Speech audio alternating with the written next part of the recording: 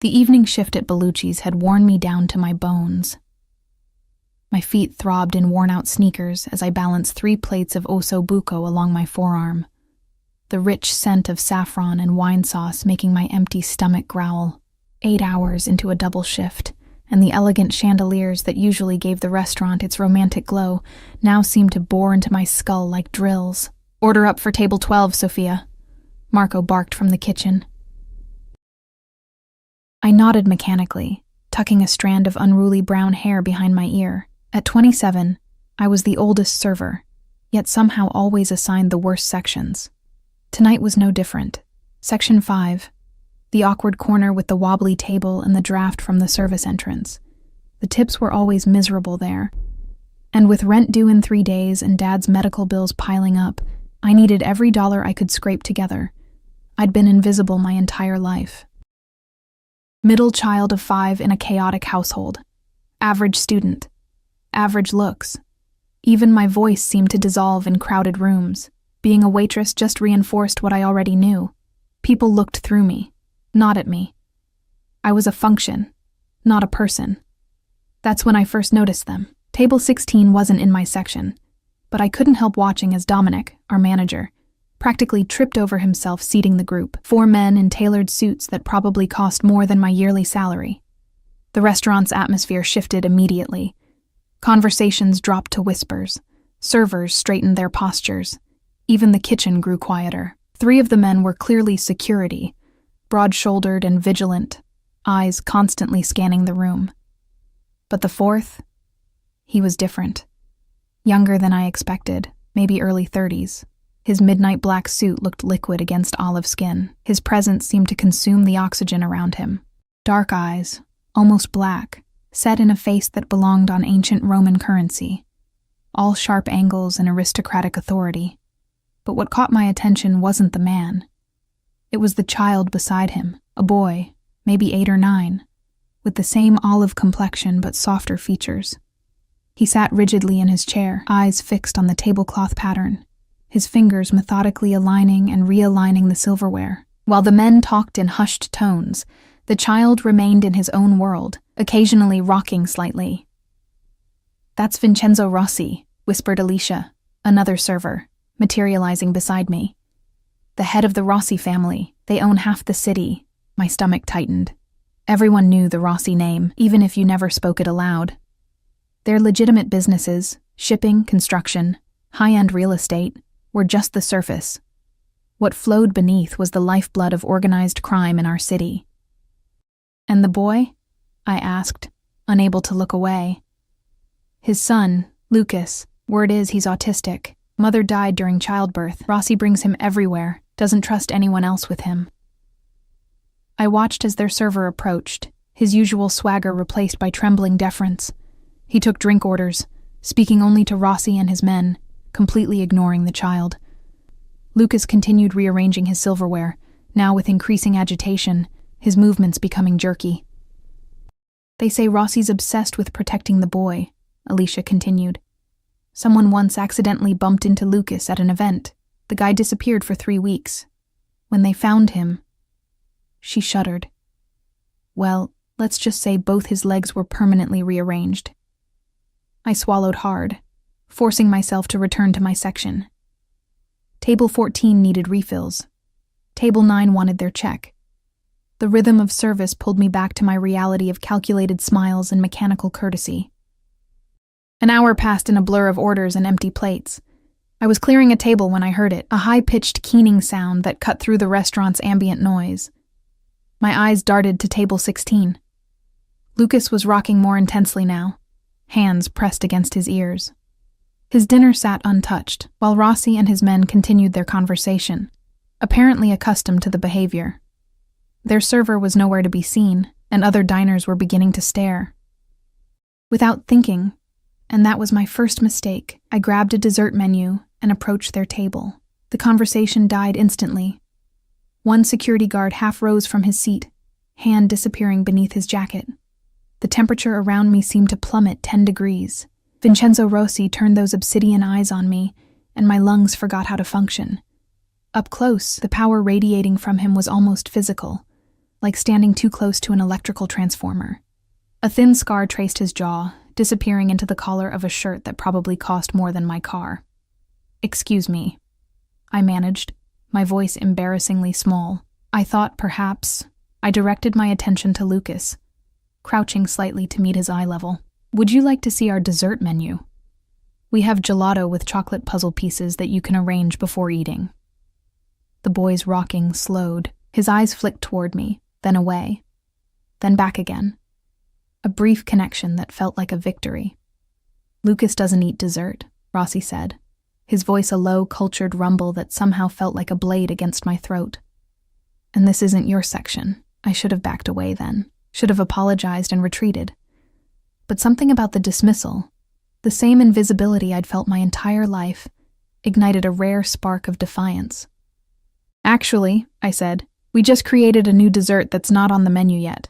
It has no refined sugar and is made with organic ingredients." A complete lie, but I continued. "Sometimes a change in routine can help when things get overwhelming." I was speaking from experience. My youngest brother was on the spectrum, and I'd grown up learning his patterns and triggers, but I wasn't thinking about the consequences of inserting myself into the world of a man who supposedly broke people for touching his son. Rossi's eyes narrowed fractionally. The guards tensed. Time stretched like warm caramel, slow and suffocating. Then, miracle of miracles, Lucas spoke. "Puzzle pieces?" he asked, his voice soft but clear, eyes still on the table. Something shifted in Rossi's expression. A softening so subtle I might have imagined it. He studied me with new intensity, as though recategorizing me from insignificant to something else. "Yes," I said to Lucas, ignoring the weight of his father's gaze. "Chocolate ones. You can arrange them however you like before eating them." Lucas's fingers stopped their restless movement. "I like puzzles. I know you do," I said gently. "I can see how perfectly you've arranged your silverware." For 3 heartbeats, no one spoke. Then Rossi gave an almost imperceptible nod. "Bring the dessert," he commanded. I hurried to the kitchen, heart hammering against my ribs. Marco stared at me like I'd lost my mind when I explained what I needed, but one mention of table 16, and he was suddenly cooperative, helping me arrange chocolate pieces on a plate of vanilla bean gelato. When I returned, Lucas's eyes widened at the dessert. For the first time, a small smile touched his lips as he carefully began arranging the chocolate pieces into a pattern. "Thank you," Rossi said, the words clearly unfamiliar in his mouth. I nodded and stepped back, ready to escape, when his voice stopped me. "Your name?" My throat went dry. "Sophia. Sophia Tanner." "Sophia," he repeated, as though testing the sound of it. "You know something about children like my son." It wasn't a question. "My youngest brother is similar," I said. "I helped raise him." Something unreadable passed behind those dark eyes. "You're not our server." "No, sir. I'm Section 5 tonight." His gaze flicked to my name tag, then scanned me from head to toe. Not in the leering way I was accustomed to from customers, but as if cataloging every detail of my existence. "Section 5 is beneath your abilities," he stated flatly. Before I could respond, he turned back to his companions, a clear dismissal. I retreated to my tables, feeling the weight of his attention even with his back turned, as if I'd somehow entangled myself in an invisible web. The rest of the evening passed in a fog. I kept finding reasons to glance at table 16, where Lucas was now calmly eating his dessert, occasionally looking up at his father with that small, rare smile. Once, I caught Rossi watching me, his expression inscrutable. When they finally prepared to leave, I deliberately busied myself at the service station, not wanting another encounter. Through my peripheral vision, I saw Rossi rise, buttoning his jacket with elegant precision. He placed a hand gently on his son's shoulder, guiding him toward the exit while his security formed a protective triangle around them. I exhaled slowly, tension draining from my shoulders. Whatever strange moment had passed between us was over. By tomorrow, I'd be just another forgettable face in his world. But as I turned to deliver a check to table 12, I nearly collided with a broad chest. One of Rossi's men stood before me. The youngest of the 3 guards, with close-cropped hair and eyes like polished steel. "Mr. Rossi would like to speak with you," he said, voice devoid of inflection. Outside. Ice flooded my veins. I'm still on shift, I managed. I can't just leave. The man's expression didn't change. It's been arranged with management. Sure enough, Dominic was watching from across the room, his face pale as he gave me a quick nod. My options evaporated like morning dew. With leaden feet, I followed the guard through the restaurant, painfully aware of the curious stares from my coworkers. Outside, the October night air bit through my thin uniform. A sleek black Bentley idled at the curb, its windows tinted impenetrably dark. The guard opened the rear door. "Please," he said, though it wasn't really a request. Heart hammering, I slid into buttery leather that probably cost more than 6 months of my rent.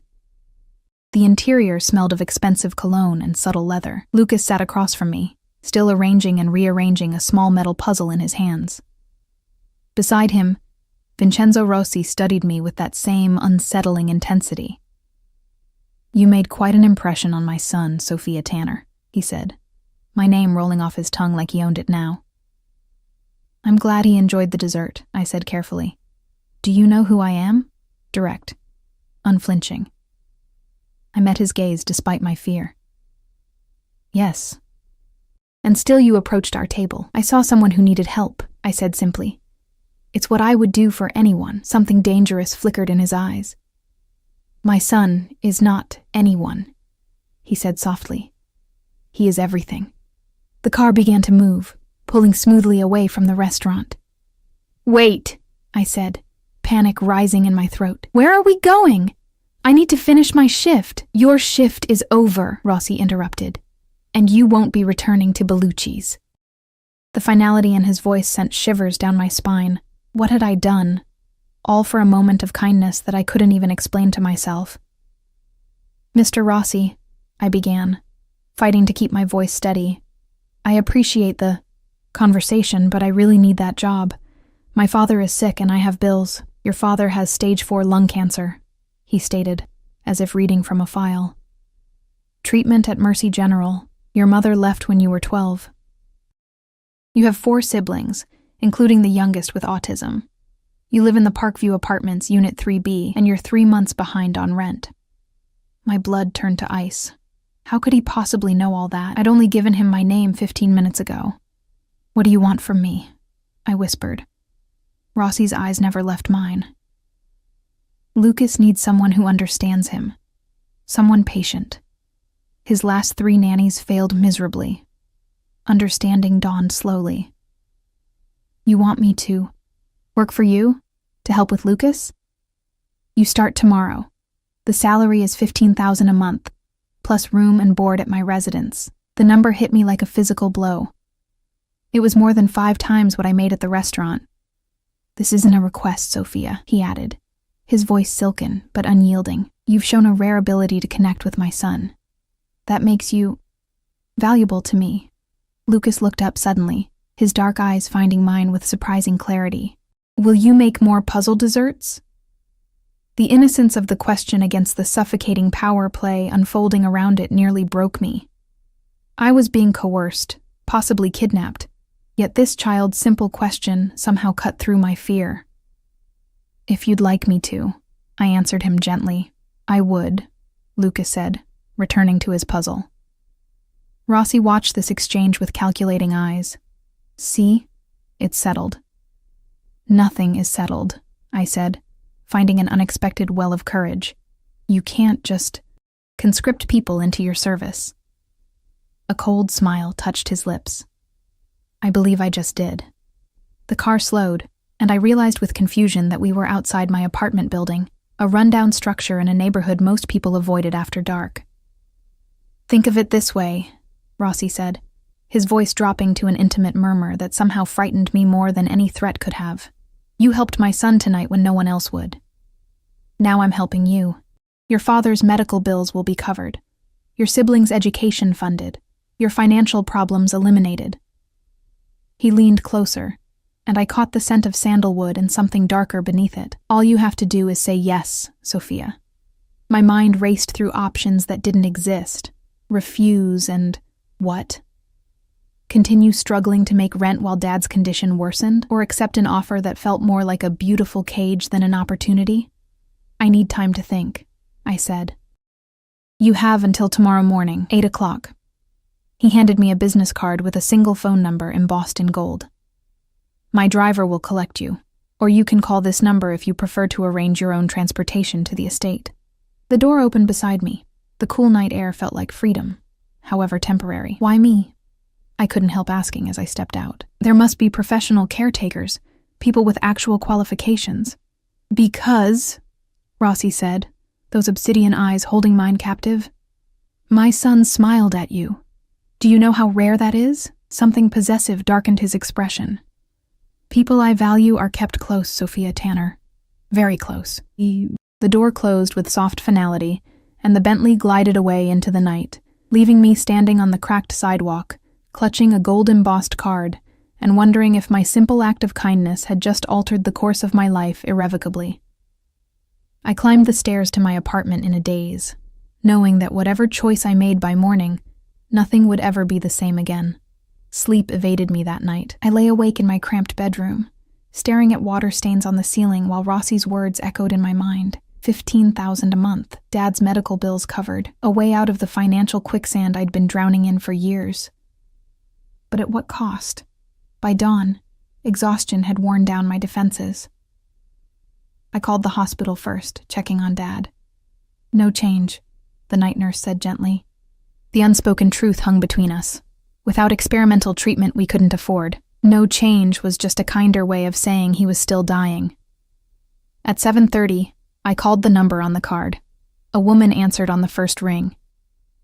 Ms. Tanner, she said, as if expecting my call. The car will arrive in 20 minutes.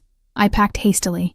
Some clothes, toiletries, a dog-eared photo of my family from happier times.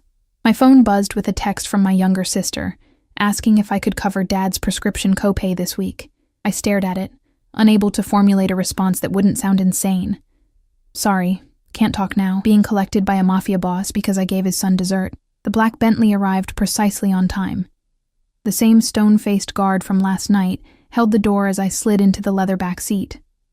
This time, I was alone. We drove in silence through neighborhoods that grew progressively more affluent, until the urban landscape gave way to sprawling estates hidden behind imposing gates and manicured hedges.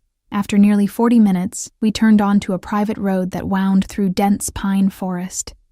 The Rossi estate emerged like something from another century, a massive Mediterranean-style villa of pale stone and terracotta, perched on a hillside overlooking the city. Fountains flanked the circular driveway where our car finally stopped. The morning sunlight cast the entire scene in a golden glow that seemed to mock the darkness I associated with its owner. A slender woman in a tailored gray suit waited on the marble steps. Ms. Tanner, she greeted me, her smile professional but cool. I'm Diana Vargas, Mr. Rossi's personal assistant. Welcome to Villa Rossi. The interior was even more impressive. Soaring ceilings, museum-quality art, floors of polished marble that clicked beneath Diana's heels as she led me through the foyer. Your primary responsibility will be Lucas, she explained efficiently. His routine is precisely documented. Deviations cause difficulties. You'll have your own suite adjacent to his rooms. Mr. Rossi prefers Lucas's caretaker to be available at all times. My stomach tightened. At all times? You'll have 1 day off per week, Sundays. She paused, assessing my reaction. This position requires total commitment, Ms. Tanner. Lucas becomes attached easily and disruptions upset him deeply. We stopped before a heavy wooden door. Diana knocked softly before pushing it open to reveal a child's paradise. The spacious room was divided into organized activity zones, a reading nook with built-in bookshelves, an art station with perfectly arranged supplies, a computer area, and a large table covered with complex puzzles in various stages of completion. Lucas sat cross-legged on the floor, meticulously arranging colored blocks into intricate patterns. He didn't look up when we entered. Lucas, Diana said, your new caretaker is here. He continued arranging blocks, seemingly oblivious to our presence. I recognized the behavior from my experiences with my brother.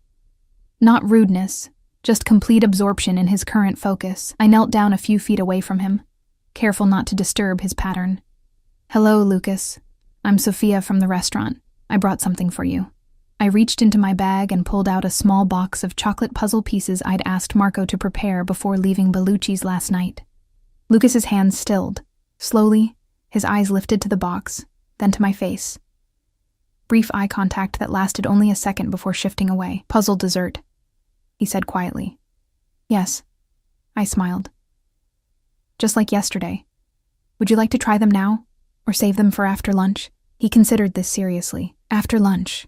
Rules say dessert comes after lunch. That's right. Rules are important.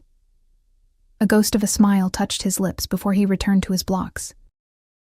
Diana watched this exchange with surprise. "Well," she said, "perhaps Mr. Rossi's confidence in you isn't misplaced. Let me show you to your quarters." My quarters turned out to be a luxurious suite larger than my entire apartment, connected to Lucas's rooms by a shared sitting area. The bedroom featured a king-sized bed draped in linens that probably cost more than my monthly rent. The bathroom gleamed with marble and chrome, and the walk-in closet stood empty, awaiting possessions I didn't own. "Your measurements were provided to our personal shopper," Diana explained, noting my confusion at the empty closet. "Appropriate attire will be delivered this afternoon. Mr. Rossi insists that his household staff present a certain image." I bristled at being called staff, but swallowed the retort. "When will I meet with Mr. Rossi to discuss my exact responsibilities? Mr. Rossi will dine with Lucas at 7. You're expected to join them." She handed me a tablet. "Lucas's schedule, dietary requirements, behavioral notes, and educational materials are all here. Familiarize yourself with them immediately. The previous caretaker's notes are particularly enlightening about what not to do." With that ominous statement, she left me alone in my gilded cage. I spent the morning with Lucas, following his carefully structured routine. He relaxed noticeably when he realized I understood his need for order and predictability. By lunchtime, he was showing me his favorite puzzles, explaining their patterns with surprising eloquence. As we ate the precisely arranged lunch that had been delivered to his rooms, I ventured a question. "Lucas, what happened to your last caretaker?" He lined up his carrot sticks in perfect parallels before answering. "Ms. Eleanor said I was difficult. She yelled when I couldn't wear the scratchy sweater. Father made her go away." The casual way he said this sent a chill through me. Made her go away. What exactly did that mean in Vincenzo Rossi's world? After lunch, Lucas enjoyed his chocolate puzzle pieces, arranging them in complex patterns before carefully eating each one. He then settled into his afternoon reading time, allowing me a moment to explore the tablet Diana had given me. The previous caretaker's notes were indeed revealing.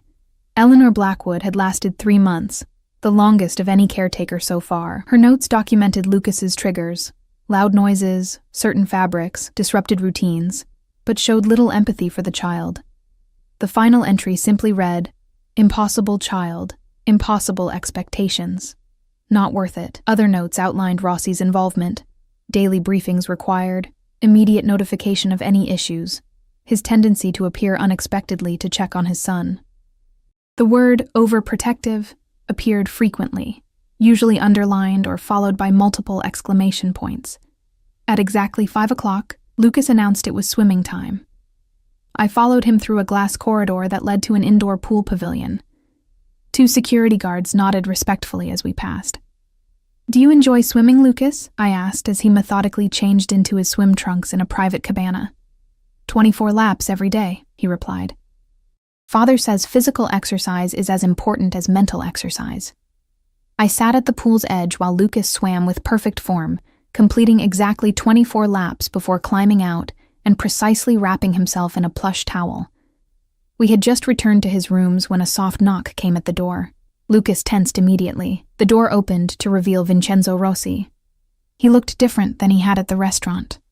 More casual in tailored charcoal slacks and a crisp white shirt, with the sleeves rolled up to reveal strong forearms. The change of attire did nothing to diminish his commanding presence. "Papa," Lucas said, his face brightening slightly. Rossi's expression transformed when he looked at his son, the hardness softening into something almost tender. "How was your day, piccolo mio?" "Sophia brought chocolate puzzles," Lucas reported. And she didn't make me wear the scratchy socks when I said they hurt my feet. Rossi's dark eyes shifted to me, that calculating intensity returning. Did she now? I straightened under his scrutiny. The gray socks in his drawer have a seam that bothers him. I found the seamless ones instead. You noticed this on your first day? I thought of my brother. Sensory sensitivities are common. The smallest discomfort can feel unbearable. Something like approval flickered across his face before he turned back to Lucas. Go prepare for dinner with Mrs. Abelli. I need to speak with Sophia. When Lucas had gone to the adjoining room with an older woman who'd appeared silently at Rossi's command, he gestured for me to sit on the nearby sofa. I perched on the edge, hyper-aware of his proximity as he sat across from me. Lucas seems comfortable with you, he said, studying me with unnerving focus. That's unusual. He's a wonderful child, I said honestly. Smart, observant, and very precise in his communication. Most people don't see that. They see only the differences, the behaviors they don't understand. His voice held a dangerous edge. His mother's family wanted to institutionalize him after she died. They called him broken. I couldn't mask my horror. He's not broken. He's just perfect, exactly as he is. Rossi finished, his eyes never leaving mine. The first caretaker who suggested otherwise disappeared with nothing but the clothes on her back. The second lasted 2 weeks before deciding the salary wasn't worth the intensity of the position. The implied threat hung in the air between us. And Eleanor Blackwood, the third caretaker? His smile didn't reach his eyes. Decided to pursue opportunities abroad. Very suddenly. My mouth went dry. Mr. Rossi. Vincenzo, he corrected. Vincenzo, I repeated, the name feeling dangerously intimate on my tongue. I should be clear about something. I'm here because I need the money, yes, but also because I genuinely want to help Lucas. I don't see this as just a job. Good, he said simply. Because it isn't just a job, it's your life now. Before I could respond to that chilling statement, he continued, Your father has been transferred to the private wing at St. Augustine's Medical Center. The experimental treatment begins tomorrow. I stared at him, speechless. He'd actually done it. Thank you. Don't thank me, Sophia. Just do your job. Keep my son happy. Everything else will follow. He stood, buttoning his suit jacket with that same elegant precision I'd noticed at the restaurant. Dinner is at 7. Lucas prefers routines, so we dine together every evening when I'm home. And when you're not home? Something darkened in his expression. Then you keep him safe until I return. He moved toward the door, then paused. One more thing. The East Wing is private. Neither you nor Lucas are to go there. Ever. Understood? I nodded, adding this mysterious prohibition to the mental list of rules in this strange new world. Good, he said, his gaze lingering on my face a beat longer than necessary. I have a feeling you're going to work out very well here, Sophia Tanner. The way he said it, like a prophecy rather than a hope, sent an involuntary shiver down my spine. Dinner that evening was a study in contrasts. The formal dining room could have hosted 20 guests comfortably, yet only 3 places were set at one end of the massive mahogany table. Crystal chandeliers cast warm light over silver and china that probably predated my grandparents. Lucas sat ramrod straight in his chair, carefully cutting his food into perfect squares before eating each piece. Across from me, Vincenzo alternated between subtle observation of his son and piercing glances at me that made my skin tingle with awareness. Lucas tells me you found his seamless socks, Vincenzo remarked, breaking the silence. Eleanor insisted he was merely being difficult about the regular ones. I took a sip of water, buying time to frame my response. Sensitivity to textures is common with sensory processing differences. It's not stubbornness, it's actual physical discomfort. Like wearing shoes filled with rocks, Lucas added unexpectedly. Vincenzo's expression softened as he looked at his son. Is that how it feels, piccolo mio? Lucas nodded, still focused on cutting his food. Sophia understands, like Michael. Michael is my younger brother, I explained. He's on the spectrum too. Something shifted in Vincenzo's gaze. A new calculation. as if adding pieces to some internal puzzle. "Tell me about your family, Sophia." The request felt like a command. "There's not much to tell. Mom left when I was 12. Dad raised the 5 of us alone, working 2 jobs until he got sick last year." I twisted my napkin in my lap. "I'm the middle child, the responsible one, the caretaker," Vincenzo observed. "Even before you were hired to be one." His perception was uncomfortably accurate. I'd been managing my siblings' schedules, cooking meals, and handling household crises since I was a teenager. The waitressing job had been just the latest in a string of positions I'd taken to keep our family afloat. "Someone had to step up," I said simply. "Indeed." He refilled his wine glass, then mine, though I'd barely touched it. "And now someone is stepping up for you. Your father's doctors report he's responding well to the new treatment protocol." My head snapped up. "You've spoken to his doctors? Today?" A cold smile. "I make it a point to monitor my investments." The reminder of my position, an investment rather than a person, stung, but I forced myself to focus on the silver lining. Dad was getting help. That's what mattered. "Papa," Lucas interrupted, having finished arranging his food. "May I show Sophia my collection after dinner?" Vincenzo considered this, then nodded. "For 30 minutes. Then it's time for your evening routine." Lucas's collection turned out to be a museum-quality array of minerals and gemstones, each labeled and arranged in lighted display cases in a special room adjacent to his bedroom. He showed me each specimen with proud precision, explaining its properties and origins. "This is amazing, Lucas," I said genuinely. "How long have you been collecting? 3 years, 2 months, and 14 days? He replied without hesitation. "Papa brings me a new specimen whenever he travels. I studied a particularly beautiful piece of raw emerald." "Your father travels often?" Lucas nodded. "Business. Sometimes he's gone for many days. That's when the bad dreams come." My heart squeezed. "You have nightmares when your father is away?" "About the men who came before." His voice dropped to a whisper. "The ones who tried to take me." Ice flooded my veins. "Someone tried to take you?" Lucas's hands began fluttering anxiously. "I don't remember. Papa says I don't need to remember. But sometimes in dreams." I gently redirected him to his collection, making a mental note to ask Diana about this disturbing revelation. No wonder Vincenzo was pathologically protective if someone had attempted to kidnap his son. After helping Lucas through his evening routine, bath, pajamas, precisely 20 minutes of reading, I returned to my suite, emotionally and physically exhausted. As I was about to change for bed, my phone buzzed with a text from an unknown number. East Garden. 10 minutes. No signature, but I knew instantly who it was from. The imperious tone translated perfectly to text. The path to the East Garden was lit by subtle landscape lighting. I found Vincenzo seated on a stone bench beneath a pergola, draped with night-blooming jasmine, the sweet scent filling the cool night air. He'd exchanged his dinner attire for dark jeans and a casual black sweater that did nothing to diminish his aura of authority. "Sit," he said, gesturing to the space beside him. I hesitated before complying, careful to maintain a respectful distance. "Is something wrong with Lucas?" "Lucas is fine. I checked the security feed in his room throughout the night." Of course he did. Nothing about his obsessive vigilance surprised me anymore. "Then why am I here?"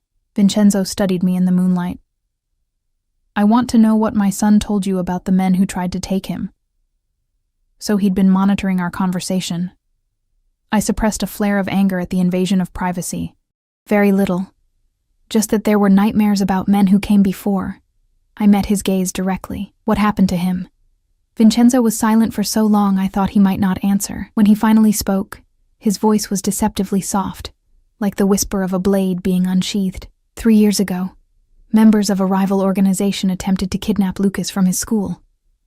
They believed possessing my son would give them leverage. His expression turned deadly. They were mistaken.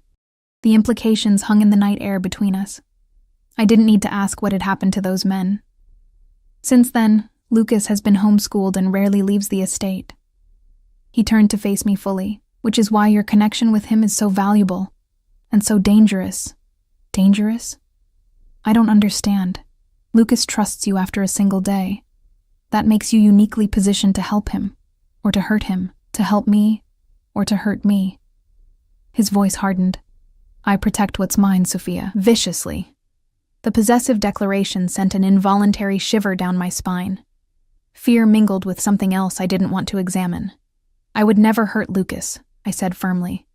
See that you don't. He reached out suddenly, his fingers capturing a strand of my hair that had escaped its loose bun. You present an interesting puzzle, Sophia Tanner.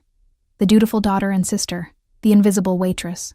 Yet in one moment, you did what no one else would. You saw my son when everyone else looked away. His fingers grazed my cheek as he tucked the strand behind my ear, the casual intimacy of the gesture freezing me in place. I wonder what else you see that others miss. I pulled back slightly, uncomfortable with the direction of the conversation. Mr. Rossi. Vincenzo, he corrected again. Vincenzo, I conceded. I'm here to help Lucas. That's all. A cold smile. Is it? Not the money? Not your father's treatment? Not the security I provide your siblings? Those things matter, of course they do.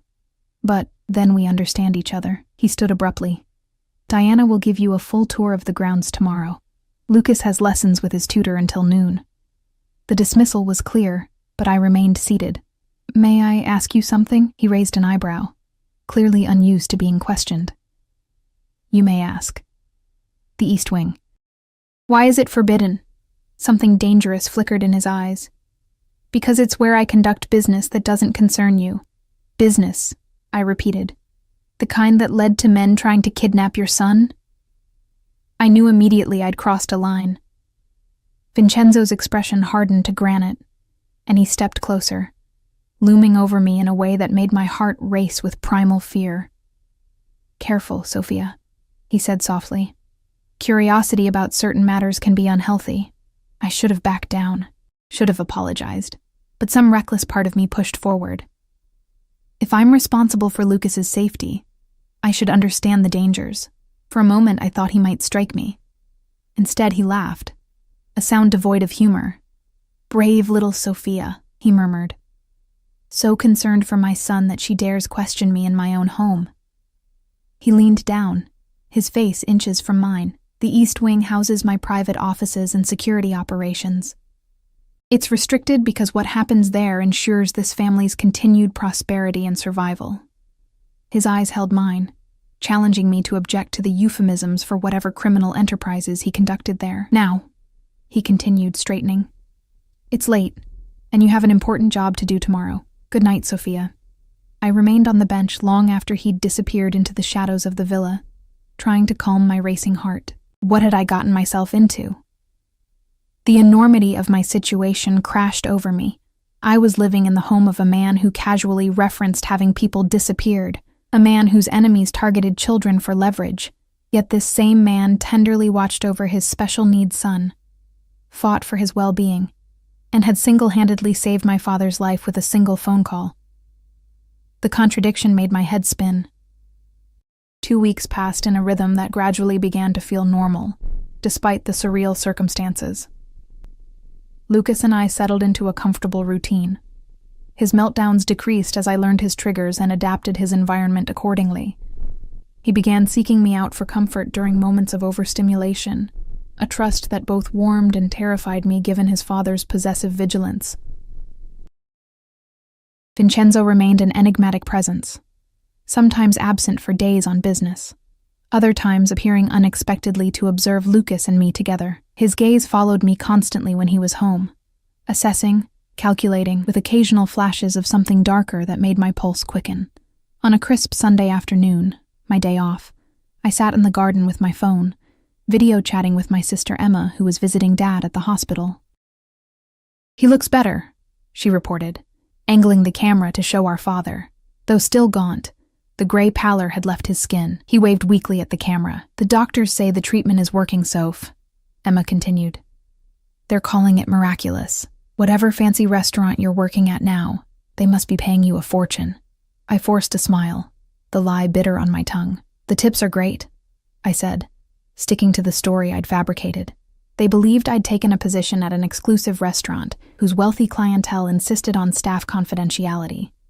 It was easier than explaining the truth. And they let you live there? That's wild. It simplifies things, I hedged. How's Michael doing? Much better since we moved to the new apartment. No more leaky ceiling, and he has his own room now.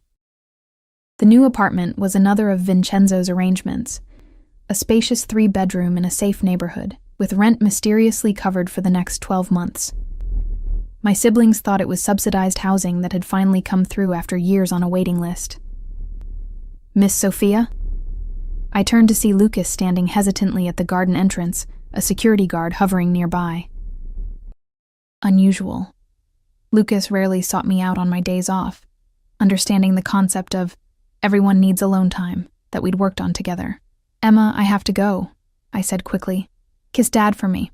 Love you. I ended the call and beckoned to Lucas. What's wrong, buddy? Papa wants you, he said, his voice tight with anxiety. In the East Wing. My blood turned to ice. The East Wing. The Forbidden Zone. In the 3 weeks I'd been at Villa Rossi, that boundary had remained uncrossed, a line drawn in concrete rather than sand. Did he say why? I asked Lucas, trying to keep my voice steady.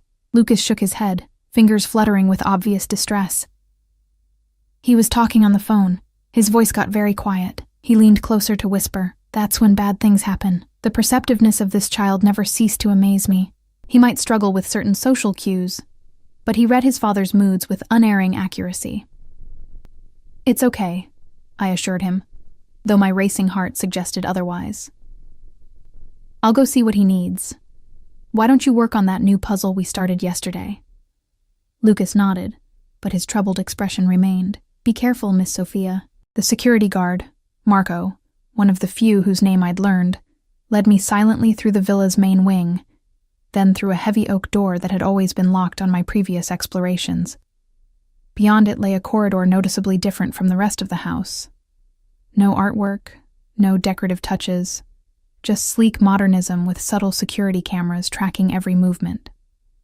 Marco stopped before a set of double doors, knocked once, and stepped aside. Taking a deep breath, I entered. The office beyond was spacious and coldly elegant, all glass, chrome, and black leather. Floor-to-ceiling windows offered a sweeping view of the city below, glittering in the late afternoon sun. Vincenzo stood with his back to me, phone pressed to his ear, tension evident in the set of his shoulders beneath his impeccably tailored suit. Find him, he said softly into the phone, his voice like sharpened steel. Use whatever methods necessary. He paused. No witnesses. He ended the call and turned, his expression shifting subtly when he saw me. The predator momentarily cloaked behind the businessman. Sophia, he said, as if my presence in his forbidden sanctuary was the most natural thing in the world. Thank you for coming. I remained near the door, fighting the instinct to retreat. Lucas said you wanted to see me. Yes. He moved to a black leather sofa in the corner of the room, gesturing for me to join him. When I hesitated, a flicker of impatience crossed his face. Please. I perched on the edge of the sofa, maintaining as much distance as I could without seeming overtly afraid. Am I in trouble? A cold smile. Should you be? I don't know. You're the one who summoned me to the Forbidden Wing. His eyebrow arched at my boldness. Not forbidden to you, not anymore. This unexpected statement hung between us as he studied me with unnerving intensity. I've been watching you with my son, he said finally. You've exceeded my expectations. Relief flooded me. This was about Lucas, not some perceived transgression on my part. He's doing well, I agreed. The meltdowns have decreased significantly, and he's sleeping through the night more consistently. He trusts you. Vincenzo leaned forward, elbows on his knees. And now, I need to know if I can trust you too. My mouth went dry. What does that mean? It means circumstances have changed. He stood abruptly, pacing to the window. I need to leave town for several days. Business that can't be conducted remotely. Okay, I said cautiously. Lucas and I will be fine. We've managed your overnight trips before. This is different. He turned back to me, his expression grave. This trip carries certain Risks. Understanding dawned slowly. You think something might happen to you. It's unlikely, he said dismissively. But I don't leave anything to chance where my son is concerned. He crossed to his desk and retrieved a sealed envelope, which he handed to me. Inside are emergency protocols and contact information. If something happens to me, you are to take Lucas and follow these instructions precisely. I stared at the envelope in my hands. Why me? You have security staff, Diana. People who've worked for you for years. Who could be compromised? His voice hardened. You are an outsider. Your loyalty is purchased, not born of family ties or long association. And most importantly, Lucas trusts you implicitly. The clinical assessment stung more than it should have. So I'm trustworthy because I'm a hired hand with no connections to your world? Precisely. He moved closer, his dark eyes never leaving mine. Your motives are transparent. Your father's care, your siblings' welfare, all dependent on your continued employment. Self-interest makes you predictable. I stood, anger flaring. Is that all I am to you? A predictable tool to be used? Something dangerous flickered in his expression as he closed the distance between us. What do you want to be, Sophia? The question knocked me off balance. What did I want? 3 weeks ago, the answer would have been simple. A better job, financial security, my father's health. Now, I want to be seen as a person, I said quietly. Not just an investment or a caretaker or a contingency plan. I see you, he murmured, reaching out to brush a strand of hair from my face. The casual intimacy of the gesture sent electricity skittering down my spine, more clearly, perhaps, than you see yourself. His fingers lingered against my cheek, and I found myself unable to pull away, trapped in the gravitational pull of his presence. Your kindness to my son began as simple compassion, he continued, voice dropping to an intimate murmur, but now you care for him, genuinely. I've watched it happen. Despite knowing who I am, what I do, you've allowed yourself to form that attachment. His assessment was uncomfortably accurate. Against all reason, I had grown to love Lucas. His brilliant mind, his precise way of ordering the world, his rare, precious smiles that felt like victories. Lucas is easy to love, I admitted. And his father? Vincenzo's hand slid to the nape of my neck, a possessive touch that should have frightened me, but instead sent heat coursing through my veins. What do you feel for him? My heart hammered against my ribs. This dangerous attraction had been simmering beneath the surface of our every interaction, a current I desperately tried to ignore. He was my employer, a criminal, a man who casually ordered violence in the same tone he used to discuss dinner plans. Confusion, I whispered truthfully. Fear. And beneath that, his face was inches from mine now, his breath warm against my lips. Nothing that makes any sense. A ghost of a smile touched his mouth. Few worthwhile things do. When his lips met mine, I should have pulled away, should have remembered all the reasons this was insanity. Instead, my hands clutched the lapels of his jacket, drawing him closer as the kiss deepened from questioning to demanding. His arms encircled me, one hand tangling in my hair as he backed me against the desk, lifting me effortlessly to sit on its edge. The controlled power in his movement sent a thrill of equal parts fear and desire through me. This was a man accustomed to taking what he wanted, and right now, what he wanted was me. Reality crashed back when his phone buzzed insistently on the desk beside us. Vincenzo broke the kiss with obvious reluctance, keeping me trapped within the cage of his arms as he checked the screen. My associates are waiting, he said, voice rough with barely leashed desire. This conversation isn't finished, Sophia. I slid from the desk on unsteady legs, my mind reeling from what had just happened. When do you leave? Tomorrow morning. His eyes darkened as they traced over my flushed face. We'll discuss this further tonight, after Lucas is asleep. It wasn't a request. It was a declaration, a claiming. I fled the east wing with my heart pounding, and my lips still burning from his kiss, the sealed envelope clutched in my trembling hand. What had I done? Crossed a line that could never be uncrossed, embraced danger I should have run from. Yet beneath the fear and confusion burned something else, a treacherous thrill, an intoxicating taste of power. The most dangerous man I'd ever met wanted me, not just as his son's caretaker, not just as an employee, but as a woman. I avoided Vincenzo for the rest of the day, focusing entirely on Lucas and his needs. The boy seemed to sense my disquiet, sticking close and repeatedly asking if I was feeling sick. "I'm just tired," I assured him during his evening bath time. "Everyone gets tired sometimes, right?" He nodded seriously, arranging his bath toys in perfect alignment along the tub's edge. "Papa says you're special, that you understand things others don't." "Oh," I froze in the act of pouring shampoo. "Your father said that? About me?" "Last night. He was watching the videos of us in the garden. He smiled when you knew exactly which puzzle piece I was looking for without me saying anything. The revelation that Vincenzo reviewed security footage of Lucas and me together shouldn't have surprised me, yet it did. What else had he observed? What conclusions had he drawn from watching our interactions?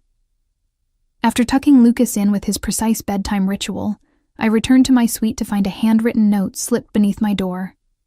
"Dinner on the terrace. 9 p.m. V. Not a request, a command. I changed 3 times, hating myself for caring how I looked.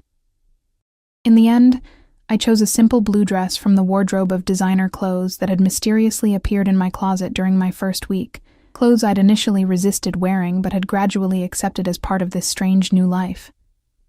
The private terrace off the master suite was lit by dozens of candles, their golden light reflecting off crystal and silver that had been arranged on an intimate table for 2. The city sprawled below, a carpet of twinkling lights beneath a velvet sky. Vincenzo stood at the stone balustrade, a glass of amber liquid in his hand. He'd changed from his business suit into dark slacks and a charcoal shirt, the top buttons undone to reveal a glimpse of tanned throat. He turned at my approach, his gaze traveling over me with unconcealed appreciation. "You look beautiful," he said simply. "This feels like a date," I observed, fighting to keep my voice steady. "Is that what this is?" He moved closer, offering me a glass of wine. "Does that frighten you?" "Everything about you frightens me." A smile touched his lips. "Yet here you are. Because you summoned me." "Did I?" He reached out, fingertips grazing my cheek in that now familiar gesture of possession. "Or are you here because, despite your fear, you can't stay away?" The truth of his words burned. I could have ignored his note, could have claimed exhaustion and locked myself in my suite. Yet I'd come, drawn by something I couldn't or wouldn't name. "Why me?" I asked, voicing the question that had plagued me since that first night at the restaurant. "You could have anyone. I have had many," he acknowledged without arrogance.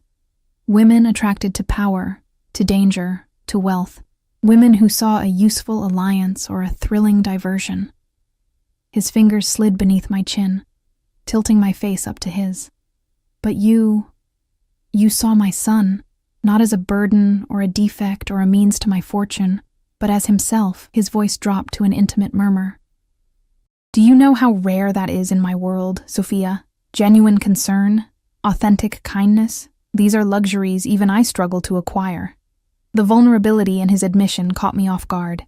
This dangerous man, this predator who ruled his domain with deadly precision, was showing me a glimpse of something raw and real beneath the controlled exterior. "I never planned this," he continued, his thumb tracing my lower lip. "You were meant to be an employee, nothing more." "And now?" I whispered. His eyes darkened. "Now I find myself wanting things I shouldn't want. Things that complicate an already complex situation. Vincenzo." His mouth claimed mine before I could finish, the kiss deeper and more demanding than the one we'd shared in his office. This time there was no business call to interrupt, no reason to pull away except my own rapidly fading sense of self-preservation. When I woke the next morning, sunlight was already streaming through the windows of a bedroom that wasn't mine. Disoriented, I sat up clutching silk sheets to my chest, memories of the previous night flooding back in a rush of images and sensations, Vincenzo's hands exploring my body with possessive precision, his mouth claiming every inch of me, whispered Italian against my skin as pleasure built to almost unbearable heights. What had I done? Beside me, the bed was empty, though the impression of his body remained. On the nightstand lay a folded note, my name written in elegant script, Sophia. Business requires my immediate attention. I'll return in 3 days. The envelope I gave you yesterday contains everything you need should complications arise. Trust no one but Salvatore. He alone knows the contingency plans for Lucas. What happened between us changes nothing about your position here, and everything about where we go from here. We will discuss this upon my return. Keep my son safe. V. No tender endearments. No acknowledgement of the intimacy we'd shared. Just practical instructions and a cryptic reference to a future conversation. I slipped back to my suite before the household staff began their morning routines, grateful that Lucas was a late riser due to his medication schedule. In the shower, I examined the faint marks Vincenzo had left on my skin, possessive brands that told a story of controlled passion finally unleashed. What had I gotten myself into? I'd crossed a line that could never be uncrossed, given myself to a man whose very existence was built on violence and control. A man who had essentially coerced me into working for him, who held my father's life and my family's welfare in his hands. Yet even as these thoughts circled, I couldn't deny the truth. There had been no coercion last night. I had gone to him willingly, surrendered completely, taken everything he offered and demanded more. The realization terrified me. The next 2 days passed in a strange limbo. I focused entirely on Lucas, grateful for his structured routine and precise needs that left little room for dwelling on my complicated feelings for his father. The boy missed Vincenzo but seemed less anxious than during previous absences, perhaps sensing my new determination to maintain normalcy. On the third evening, the night Vincenzo was due to return, I tucked Lucas into bed with his favorite story and retreated to my suite, nerves jangling with anticipation. What would happen when he returned? Would he act as if nothing had changed? Would he expect me to continue as both caretaker and lover? The uncertainty was maddening. My phone buzzed with a text from Diana. Mr. Rossi's flight delayed. ETA tomorrow morning. He requests you continue normal routines with Lucas. The anticlimax left me oddly deflated. I'd spent all day preparing myself for a confrontation, a conversation, something. And now another night of waiting stretched before me. Sleep eluded me. At midnight, I gave up trying and slipped out to the garden, seeking fresh air to clear my head. The night was unusually warm for early November, the sky clear and star-studded. I wandered to the secluded bench where Vincenzo and I had first truly talked, now a spot loaded with significance. A twig snapped somewhere in the shadows beyond the garden lighting. I stiffened, scanning the darkness. Hello? Is someone there? Silence. Then movement, a figure emerging from the shadows near the garden wall. Not Vincenzo. Not one of the regular security guards either. I stood, backing toward the house. The estate is monitored. Security will be here any second. The man, tall, with a jagged scar bisecting his left cheek, smiled coldly. No, they won't. He spoke with a thick Eastern European accent. Your guards had unfortunate accidents during shift change. Ice flooded my veins as I registered his meaning. The regular 10 o'clock security rotation. These men had been waiting for that vulnerability. What do you want? I asked, already knowing the answer. Where is the boy? Lucas. They were after Lucas, just as Vincenzo had feared. The kidnapping attempt he'd mentioned wasn't an isolated incident from the past. It was an ongoing threat. I thought of the envelope in my nightstand. The contingency plans I hadn't reviewed carefully enough. Stupid mistake. He's not here. I lied. Vincenzo took him when he left town. The man's smile widened. We know Rossi is away. We know the boy is here. And we know you are his new caretaker. And the way he said the word dripped with insinuation. Now you will take us to him, or things will become very unpleasant. I noticed then that he wasn't alone. 2 more figures emerged from the shadows, one with a gun visible at his side. My mind raced. The villa was massive. If I could get inside and trigger the security system from the control panel in the kitchen, then get to Lucas and hide in the panic room Vincenzo had shown me. I bolted. For a precious few seconds, surprise gave me an advantage. I sprinted across the garden toward the nearest door, fumbling for the key card I always carried. Behind me, angry shouts and pounding footsteps closed the distance. I slammed through the door and into the darkened kitchen, hands scrabbling for the alarm panel. Before I could reach it, the door burst open again. Strong hands grabbed me from behind, a gloved palm clamping over my mouth. "That was stupid," the scarred man hissed in my ear. "Now we do this the hard way." A sharp pain exploded at my temple, and darkness swallowed me. Consciousness returned in painful increments. Cold floor beneath my cheek, hands bound behind my back, the taste of blood in my mouth. I forced my eyes open, blinking against the harsh light of a bare bulb overhead. I was in the villa's wine cellar, a cavernous space beneath the east wing that I'd only glimpsed once during Diana's tour. Rows of bottles lined temperature-controlled racks, their combined value probably equal to a small country's GDP. The scarred man stood nearby, speaking rapidly into a phone in a language I didn't understand. 2 others guarded the entrance, weapons drawn. Most terrifying of all, Lucas sat huddled in the corner, arms wrapped around his knees, rocking back and forth in the self-soothing motion I recognized from his most distressed moments. His eyes were squeezed shut, his breathing rapid and shallow, the beginning stages of a meltdown. When the scarred man ended his call, I found my voice. "Please," I said, "let me help the boy. He has special needs. This situation could trigger a severe episode." He regarded me with cold disinterest. "The boy will be fine once we deliver him to his uncle." His uncle? Confusion momentarily overrode my fear. Matteo DeLucci, brother of the boy's dead mother. Rightful guardian, according to Italian family courts. His smile was cruel. "Rossi's American custody arrangement is questionable. Once we return the boy to his maternal family in Naples, they will ensure he receives proper treatment for his condition." Horror washed over me as I remembered Vincenzo's words. His mother's family wanted to institutionalize him after she died. They called him broken. "Lucas doesn't need treatment," I said, struggling to sit up despite my bound hands. "He needs routine, understanding, and patience. His father provides that."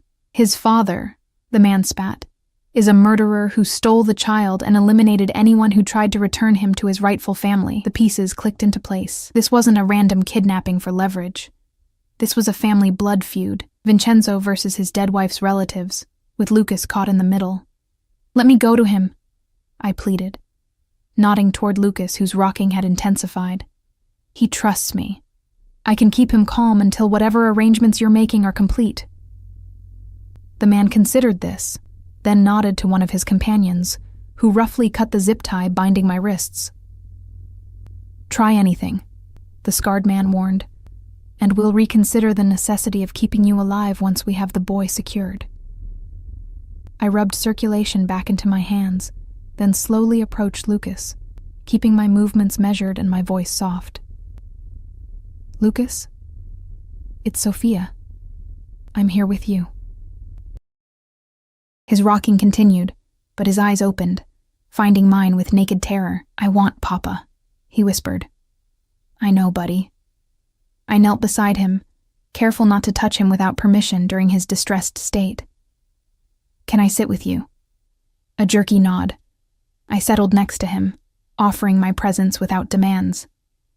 "Remember our breathing exercise for big feelings?" I demonstrated the deep inhale and slow exhale we'd practiced. To my relief, Lucas began mimicking me, his rocking gradually slowing. "The bad men want to take me away," he whispered after several minutes. "Like before." "I won't let that happen," I promised, hoping it wasn't a lie. "Your father will come for us. Papa will be very angry," Lucas said with such conviction that, despite our dire circumstances, I felt a flicker of hope. The scarred man's phone rang again. He answered, his expression darkening as he listened. "Understood," he said finally, ending the call. He barked orders to his men in their shared language, gestures suggesting increased urgency. "Change of plans," he announced, approaching us. "We move now. Transport has arrived." "No," Lucas whimpered, his body tensing. "No, no, no. Can't go. It's not safe time. It's not safe time." I recognized the beginning of a severe meltdown. Once triggered, it would be impossible to move him without physical force, which would only escalate his distress to dangerous levels. "He needs his medication," I said quickly. "Upstairs in his bathroom cabinet, a blue pill that helps with anxiety." Without it, he'll become completely unmanageable during transport. The scarred man's eyes narrowed with suspicion. You want to deliver a hysterical, screaming child? I challenged. How discreet would that be? His medication will keep him calm. It's in your best interest. After a moment's consideration, he nodded to one of his men. Check the boy's bathroom. Blue pill, as she said. When the man had gone, I returned to soothing Lucas, whispering reassurances while mentally calculating our slim chances of escape. Even if the contingency protocols had been triggered, even if Vincenzo was somehow alerted, would help arrive in time? Minutes later, the man returned with Lucas's medication and a bottle of water. I helped Lucas take his pill, knowing it would take at least 20 minutes to take effect.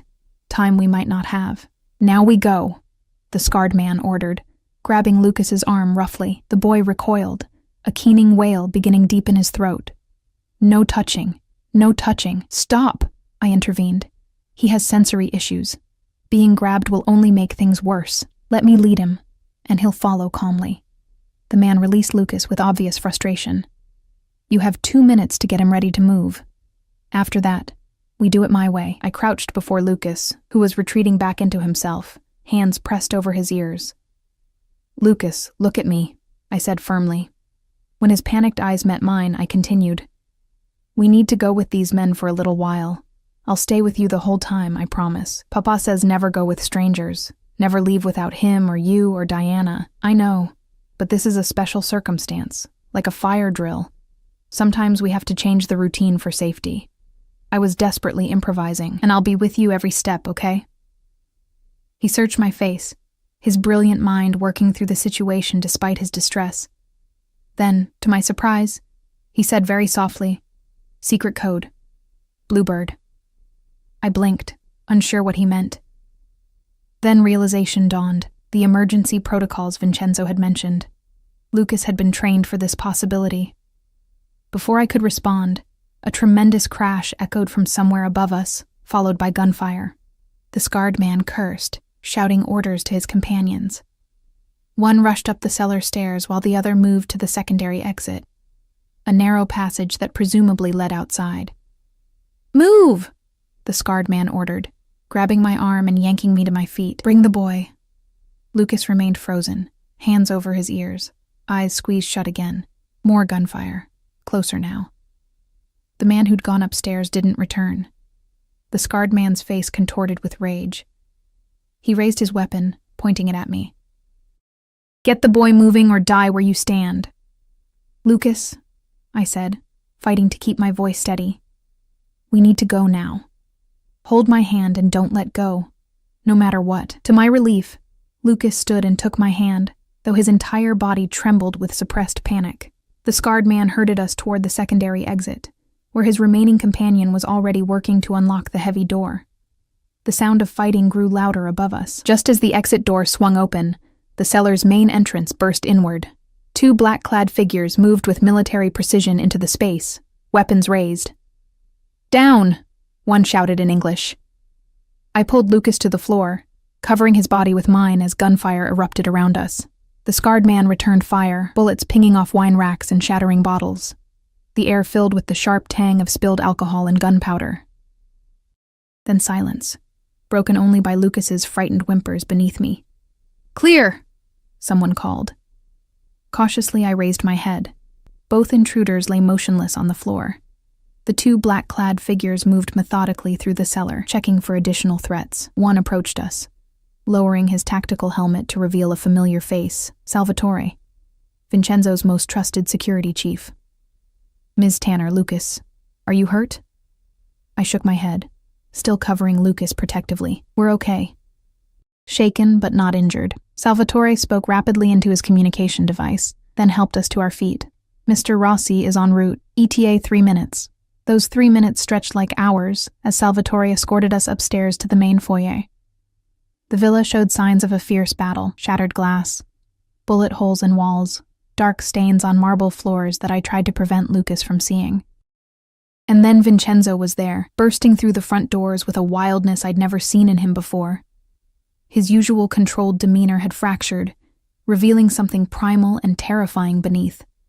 When he saw Lucas, raw emotion transformed his face. He crossed the space between them in 3 long strides, dropping to one knee to embrace his son. "Piccolo mio," he murmured, holding Lucas with gentle ferocity. "Are you hurt?" "I remembered the secret code," Lucas said proudly, though his voice still shook. "Bluebird means call Salvatore and hide in the special room, but the bad men came before I could hide." "You did perfectly," Vincenzo assured him, pressing a kiss to his forehead before standing to face me, the look in his eyes as they swept over me, checking for injuries, affirming my safety, stole my breath. This wasn't the calculated assessment of an employer concerned for an investment. This was naked fear, relief, and something deeper I wasn't ready to name. "Sophia," he said, my name a prayer and a question. "I'm okay," I managed, though my voice betrayed me by breaking. The shock and terror I'd suppressed for Lucas's sake threatened to overwhelm me now that safety had arrived. Vincenzo closed the distance between us, pulling me against him with the same desperate relief he'd shown his son. "I should never have left," he said, his voice rough against my hair. "Matteo's men have been watching for months, waiting for an opportunity." "How did you know?" I asked, allowing myself to draw strength from his solid presence. "Lucas activated the emergency alert when they broke in. Salvatore called me immediately." His arms tightened around me. I was already on my way back. The business trip was a ruse to draw out Matteo's people, but they moved faster than we anticipated.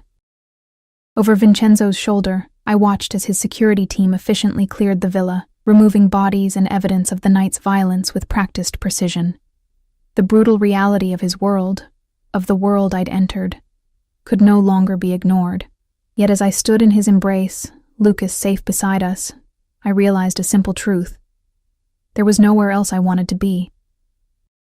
Despite the danger, despite knowing exactly what Vincenzo was capable of, I had made my choice the moment I approached that table at Bellucci's and offered dessert to a lonely child everyone else ignored. "What happens now?" I asked quietly. Vincenzo drew back, his expression grave as he studied my face. "Now we finish this. Matteo crossed a line tonight that cannot be uncrossed. While Lucas and I were apart, there was always vulnerability. That ends now." The cold certainty in his voice left no doubt about Matteo's fate. "And us?" I dared to ask. His expression softened minutely. "That depends entirely on you, Sophia." He tucked a strand of hair behind my ear in that now familiar gesture of possession. "You've seen the truth of my world now. The danger, the violence. I won't insult you by pretending it will ever be different. I thought of my father, getting stronger each day thanks to treatments Vincenzo had provided. My siblings, safe and secure in their new home, Lucas, who needed me as much as I'd come to need him, and Vincenzo himself, the contradiction of tenderness and brutality, protection and possession, that had somehow become the center of my world. I made my choice the moment I saw your son," I said simply. Understanding passed between us, a recognition of the strange, imperfect bond that had formed from an act of simple kindness in a restaurant 3 weeks ago. Lucas tugged at my hand, his eyes serious as they met mine. "Are you going to stay with us forever now, Miss Sophia?" Vincenzo watched me, waiting for my answer with uncharacteristic vulnerability in his gaze. "Yes," I said, the decision crystallizing with perfect clarity. "I'm staying." As Vincenzo pulled me close again, his lips finding mine in a kiss that promised both protection and possession, I knew this strange new life, with all its darkness and danger, all its unexpected joy, was exactly where I belonged. Some choices, once made, redefine everything that follows. Mine began with a dessert offered to a forgotten child, and ended with finding a family I never knew I needed, in the most unexpected of places.